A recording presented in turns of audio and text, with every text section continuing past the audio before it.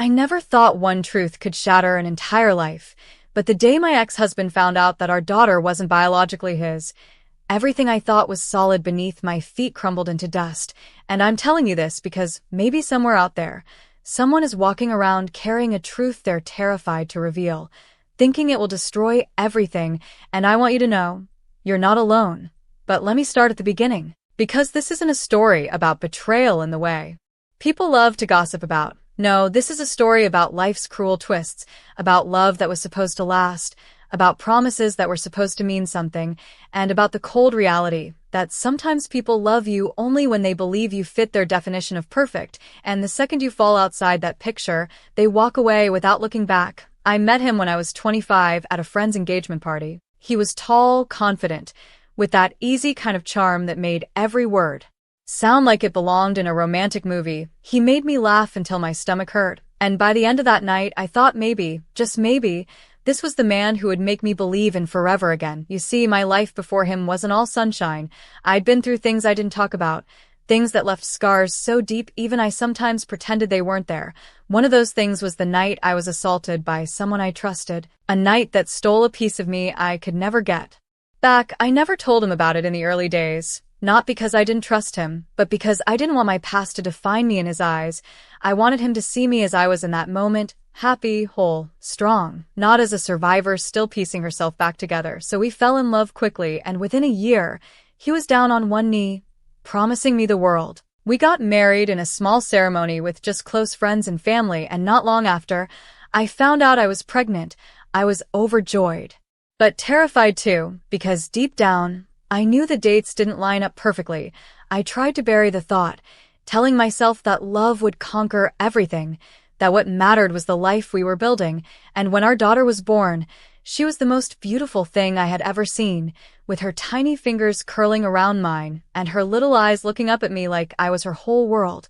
He adored her. He would stay up all night rocking her when she cried. He took pictures of every smile, every first step, every birthday, and in those moments, I thought the past would stay buried forever, but life has a way of pulling secrets to the surface, and it happened in the most unexpected way. When she was 7, she got sick. Not seriously, but enough that the doctors needed to run some tests, and one of those tests included a genetic panel. I wasn't thinking about anything other than her health. So when the results came back and the doctor mentioned a paternity discrepancy, my heart froze. I knew in that instant what it meant. I knew the timeline I'd buried in my mind was about to rip open everything I had built. I begged the doctor not to say anything yet, but it was too late. He'd already called my husband. I still remember walking into our house that night, the lights dim, him sitting at the kitchen table with that paper in his hand, his eyes like ice. He didn't yell at first. He just stared at me, and the silence was worse than any scream could have been. Then he asked me one question, his voice shaking, not with sadness but with rage. Is she mine? And I swear in that moment, I couldn't breathe. I tried to explain, to tell him the truth, that I had never cheated, that she was the result of something I had never chosen, something I had survived, but all he heard was that she wasn't his. And that was all he needed to turn the man who once swore to protect us into a stranger who wanted nothing to do with us. The next few weeks were a blur. He moved into the guest room, stopped talking to me except when necessary, and the way he looked at our daughter changed. Gone was the warm, loving gaze that once melted my heart, replaced by something cold, almost resentful. He filed for divorce without even sitting down to talk about what it would mean for her. He fought to minimize child support, and once the papers were signed, he vanished from her life. The man who had once sworn to love her unconditionally now ignored her calls, missed her birthdays, and blocked her on social media. I tried to shield her from the truth for as long as I could, telling her that Daddy was busy, that he still loved her.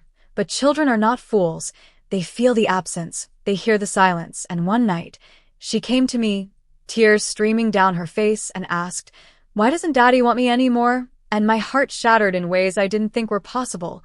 I hugged her, holding her so tight it was as if I could keep her from breaking too, and I told her the only truth that mattered, that his inability to love her had nothing to do with her worth, that biology doesn't make a parent, love does, and while he may have walked away, she was surrounded by people who would choose her every single day.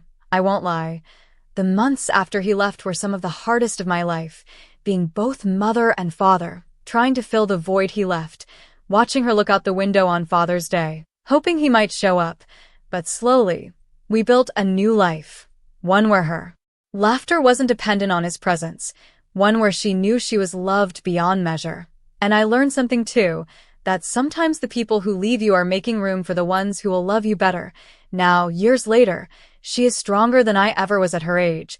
She knows her worth, she knows her story, and she knows that the people who truly love you don't walk away when life gets hard. So if you're still listening, if you've ever been abandoned, betrayed, or made to feel like you weren't enough, hear me when I say this. It is not your fault. You are not less because someone chose to leave, and your story is not over just because a chapter ended. So share this with someone who needs to hear it, because the more we speak our truths, the more we remind each other that we're not alone. And before you scroll away, stay, subscribe, be part of this journey, because together we can turn pain into purpose, and one day you'll look back and see that the people who left only cleared the path for the life you truly deserved.